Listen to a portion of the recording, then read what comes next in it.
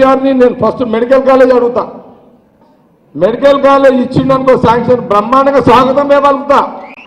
TRS ఎమ్మెల్యేలు ఎంత స్వాగతం పలుకుతారో నాకు తెలియదు, కానీ 4 నెలలు ఒక్కరోజు కూడా ప్రభాకర్ సీఎం రాలేడు. కానీ నేను అడగగానే కేసీఆర్ మెడికల్ కాలేజ్ శాంక్షన్కి వస్తే బ్రహ్మాండమైన స్వాగతం పలుకుతా, ప్రజల కోసమే. అర్థమైంది కదా?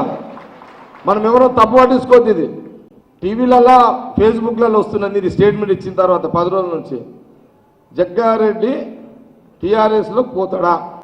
కార్యకర్తలకు నాయకులకు ఈ మీడియా ముందు చాలా స్పష్టంగా చెప్తున్నా, ఈ రోజు నుంచి మొదలుకుంటే భూమి మీద ఉన్నంత కాలం, రాజకీయాలలో ఉన్నంత కాలం కాంగ్రెస్ పార్టీని ఇడువ.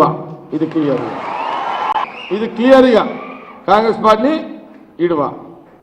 కాబట్టి ఇక దీనికి అవకాశం ఇవ్వకండి. ఇక టీఆర్ఎస్ ఎక్స్ఎమ్మెల్యే కానీ వాళ్ళ నాయకులు పరిశ్రమన్నారు. ఇప్పుడు మరి వీడాంతిలోకి వస్తే ఏంది పరిస్థితి అని నేను అల్లపోతే వాళ్ళకంతా హార్ట్ అటాక్లు వస్తాయి వాళ్ళకందరికీ కొడుకులు.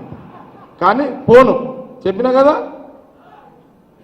కేసీఆర్కి జగ్గారెడ్డి అవసరం లేదు, ఎందుకంటే వాళ్ళ ఫుల్ మెజార్టీ ఉంది.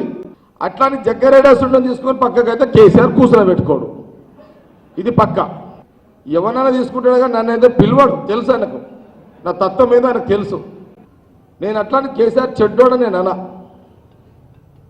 ఆయన పార్టీ కాపాడుకోవడానికి వాళ్ళ టీఆర్ఎస్ ఎమ్మెల్యే గెలిపించుకోవడానికి నన్ను లోపలేసి ఉండే, కానీ నాకు వ్యక్తిగతంగా కేసీఆర్తో పంచాయతీ లేదు, ఆయనకు నాకేం పంచాయతీ ఏం లేదు. కాబట్టి ఇది గమనించండి. మళ్ళీ మీకు చెప్తున్నా, దయచేసి మన నియోజకవర్గంలో రాజకీయ కక్షలు వద్దు, టీఆర్ఎస్లతో కొట్లాటల పంచాయతీలు మనకు వద్దు. నా మాట అర్థమవుతుందా? నేను చాలా లోతుగా చెప్తున్నా, మీకు అర్థం చేసుకోండి. గ్రామాలలో టీఆర్ఎస్ పార్టీతో నువ్వెంత అని వద్దు. వాళ్ళు ఎవరన్నా నన్ను తిట్టినా, నా కుటుంబాన్ని తిట్టినా ప్రెస్ మీట్లు కూడా పెట్టకండి. ఎవరు కూడా ప్రెస్ మీట్లు పెట్టొద్దు. వాళ్ళు ఎంతనా తిట్టుకున్నాను. ఇక అర్థమైంది అందరికీ? ఎవరు కూడా ప్రెస్ మీట్లు పెట్టొద్దు.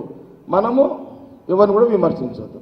ప్రజల అవసరాలను తీర్చాల్సిన బాధ్యత ఎమ్మెల్యేగా నా మీద ఉంది. కాబట్టి అక్కడ ముఖ్యమంత్రి కుర్చీలో కేసీఆర్ టీఆర్ఎస్ నాయకుడు కూర్చుండు. కాబట్టి అభివృద్ధి కోసము తప్పకుండా కేసీఆర్ని కలుస్తాము, కేటీఆర్ని కలవాల్సిందే, హరీష్ రావుని కలవాల్సిందే, కవితను కూడా కలవాల్సిందే. ఇంకా ప్రజలు రాష్ట్ర పవర్ వాళ్ళకి ఇచ్చేసారు, దాన్ని మనం కాదనలేం, ఏం చేయలేం. కాబట్టి నేను అభివృద్ధి కోసం కలుస్తా, వాళ్ళు సహకరిస్తారని నేను ఆశిస్తున్నా.